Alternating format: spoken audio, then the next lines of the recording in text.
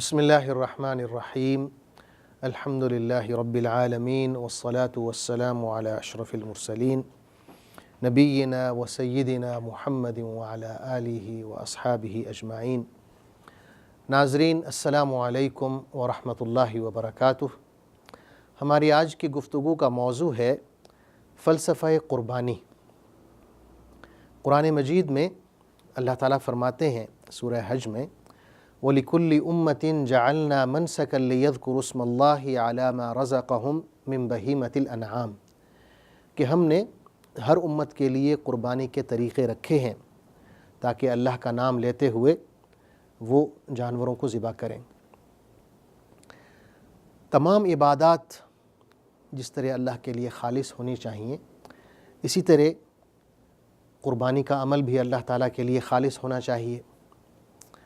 अल्लाह ताला फरमाते हैं लितुकब्बिरुल्लाह अला मा हदाकुम, अल्लाह ने ये इबादत इसलिए फ़र्ज़ की है कि तुम अल्लाह का नाम लेते हुए, उसकी बड़ाई बयान करते हुए और जिस हिदायत पे उसने तुम्हें चलाया है उस हिदायत के मुताबिक तुम इन जानवरों को ज़िबा करो। क़ुरबानी का फ़लसफ़ा क्या है, इसकी हिकमत क्या है, हम क्यों क़ुरबानी देते हैं?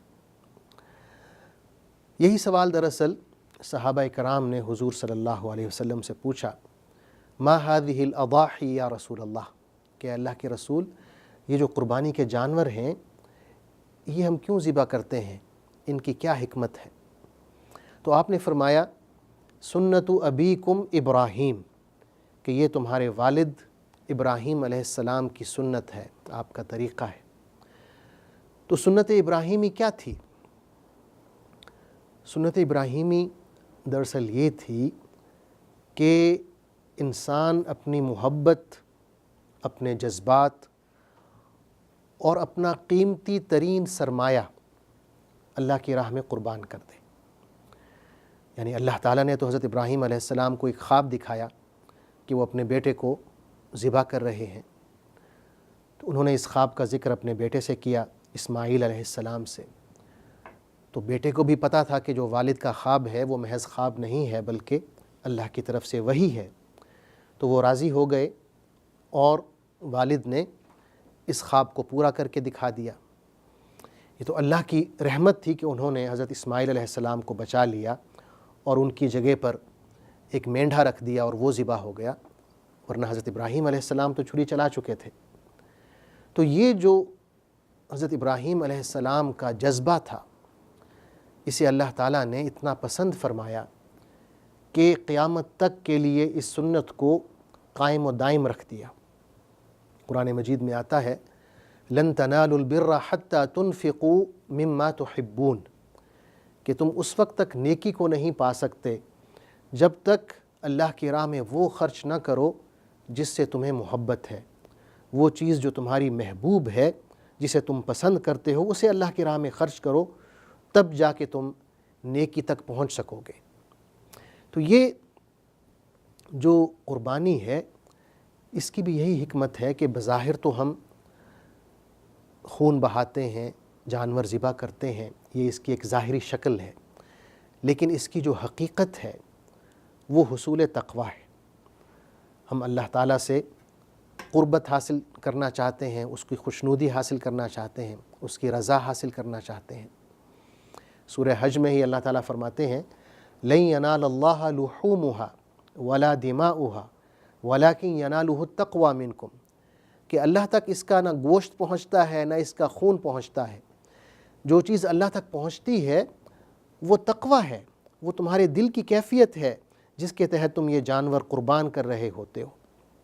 तो नाज़रीन, इससे ये भी ज़ाहिर हुआ कि जब तक हमारी इबादत अल्लाह ताला के लिए ख़ालिस नहीं होगी, रियाकारी से, शो ऑफ़ से पाक नहीं होगी, अल्लाह ताला उसे कबूलियत का शरफ़ नहीं बख्शेंगे। और ये जो ज़ाहिरी शक्ल है, ज़ाहिर है ये तो मतलूब है, लेकिन असल जो मतलूब है, असल जो मकसूद है, वो अल्लाह की ज़ात है, उसकी रज़ा है, उसकी खुशनुदी है। आम तौर पर हम देखते हैं कि लोग रियाकारी में फंस जाते हैं, जानवर ख़रीदने जाते हैं और उसमें ایک دوسرے سے بڑھنے کی کوشش کرتے ہوئے شو آف کرتے ہیں، دکھاوا کرتے ہیں، لاکھوں کا جانور خریدتے ہیں، یا ایک گھر میں اگر ایک جانور ذبح کرنے کی ضرورت ہے تو 5-7 جانور انہوں نے خرید لیے ہوتے ہیں تاکہ محلے میں وہ بتائیں کہ ہم اتنے جانور ذبح کر رہے ہیں محض ریاکاری کے لیے۔ تو یہ غلط ہے۔ اللہ تعالیٰ ایسی عبادت قبول نہیں فرماتے جو اس کی ذات کے لیے خالص نہ ہو، جس میں خلوص نیت نہ ہو، اس میں ریاکاری کا عنصر آ جائے۔ ہم دیکھتے ہیں کہ علامہ اقبال رحمۃ اللہ علیہ اسی مشکل کا ذکر کر رہے ہیں کہ یہ ایک بیماری کی طرح ریاکاری جو ہے ہمارے اندر پھیلتی جا رہی ہے۔ آپ فرماتے ہیں رگوں میں وہ لہو باقی نہیں ہے، وہ دل وہ آرزو باقی نہیں ہے، نماز و روزہ و قربانی و حج یہ سب باقی ہیں، تو باقی نہیں ہے۔ یعنی وہ مومن جو تقویٰ کی صفات سے متصف ہو، جس کی نیت اللہ کے لیے خالص ہو، اس مومن کو علامہ اقبال رحمۃ اللہ علیہ مس کر رہے ہیں، مفقود پا رہے ہیں۔ اور یہی حکم اللہ تعالیٰ حضور اکرم صلی اللہ علیہ وسلم کو دے رہے ہیں۔ ارشاد ہوتا ہے قل ان صلاتی و نسکی و محیای و مماتی للہ رب العالمین، کہ اے نبی صلی اللہ علیہ وسلم آپ یوں کہیں کہ بے شک میری نماز، میری قربانی، میرا جینا اور میرا مرنا سب کا سب اللہ کے لیے ہے جو رب العالمین ہے، تمام جہانوں کا مالک ہے۔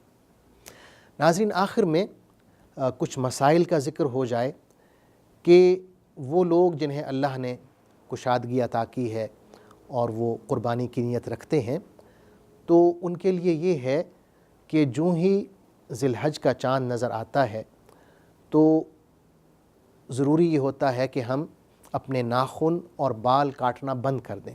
یعنی ذی الحج کا چاند نظر آنے کے بعد وہ لوگ جو قربانی کی نیت رکھتے ہیں نہ اپنے ناخن کاٹیں گے نہ بال کاٹیں گے۔ اسی طرح ذی الحج کا چاند نظر آنے کے بعد ایک اور سنت ہے جس پر عمل کرنا ضروری ہے، وہ تکبیرات ہیں کہ تکبیر پڑھی جائے، اللہ اکبر لا الہ الا اللہ واللہ اکبر وللہ الحمد۔ اور اس کی علماء نے 2 قسمیں بیان کی ہیں۔ ایک تکبیر مطلق ہے، یعنی جرنل ہے، وہ ذی الحج کا چاند نظر آتے ہی شروع ہو جاتی ہے، اور 13ویں تاریخ 13 ذی الحج کے اختتام تک، غروب آفتاب تک آپ یہ تکبیرات پڑھ سکتے ہیں، جس وقت چاہیں پڑھ سکتے ہیں، کثرت سے پڑھیں۔ دوسری جو تکبیرات ہیں یا دوسری قسم ہے تکبیرات کی، وہ تکبیرات مقید ہیں، یعنی تکبیر کے الفاظ یہی ہیں اللہ اکبر لا الہ الا اللہ واللہ اکبر وللہ الحمد، لیکن یہ اسپیسیفکلی شروع ہوں گے عرفات کے دن فجر کی نماز کے بعد سے، اور یہ ہر نماز کے بعد آپ پڑھیں گے یہ تکبیرات 13ویں تاریخ کے نماز عصر کے بعد تک۔ تو یہ دوسری قسم ہے تکبیرات مقید۔ اور آخر میں ایک حدیث پر میں اپنی بات کا اختتام کرتا ہوں، وہ یہ ہے کہ ہر وہ شخص جسے اللہ نے استطاعت دی ہے کہ قربانی کرے، اس پر لازم ہے کہ قربانی کرے۔ اگر وہ نہیں کرتا تو گناہ کا مرتکب ہوتا ہے، کیونکہ حضور اکرم صلی اللہ علیہ وسلم نے فرمایا ہے من وجد سعة فلم يضحي فلا يقربن مصلانا، کہ جسے اللہ نے کشادگی دی ہے، مال و دولت دی ہے، اور اس کے باوجود وہ قربانی نہیں کرتا تو وہ ہماری عیدگاہ کے پاس بھی نہ پھٹکے۔ یعنی ایک سخت الفاظ اس میں آپ صلی اللہ علیہ وسلم نے استعمال کیے ہیں کہ اگر اللہ نے آپ کو صاحب استطاعت بنایا ہے، آپ اس قابل ہیں کہ قربانی کر سکتے ہیں، اور اس کے باوجود آپ نہیں کرتے تو یہ ایک گناہ ہے جس کا آپ ارتکاب کر رہے ہیں۔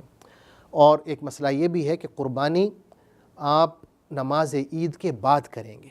نماز عید سے پہلے اگر قربانی کی تو وہ قربانی شمار نہیں ہوگی، کیونکہ حضور صلی اللہ علیہ وسلم کا فرمان ہے من ذبح قبل الصلاة فلیعد ومن ذبح بعد الصلاة فقد تم نسکہ واصاب سنت المسلمین، کہ جس نے نماز سے پہلے قربانی کر لی تو اس پر لازم ہے کہ وہ اس قربانی کا اعادہ کرے، اس کو دوبارہ کرے، کیونکہ وہ قربانی شمار نہیں ہوگی۔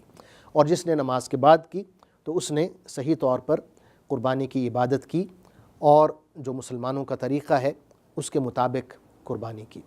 اللہ تعالیٰ سے دعا ہے کہ ہمیں یہ جو عظیم عبادت ہے، عبادت قربانی، اسے صحیح معنوں میں ادا کرنے کی توفیق عطا فرمائے، اور ریاکاری سے، دکھلاوے سے اور شو آف سے ہمیں محفوظ فرمائے۔ آمین۔ السلام علیکم ورحمۃ اللہ وبرکاتہ۔ لبيك اللهم لبيك لبيك لا شريك لك لبيك إن الحمد والنعمة لك والملك لا شريك لك لبيك اللهم لبيك لبيك لا شريك لك لبيك إن الحمد والنعمة لك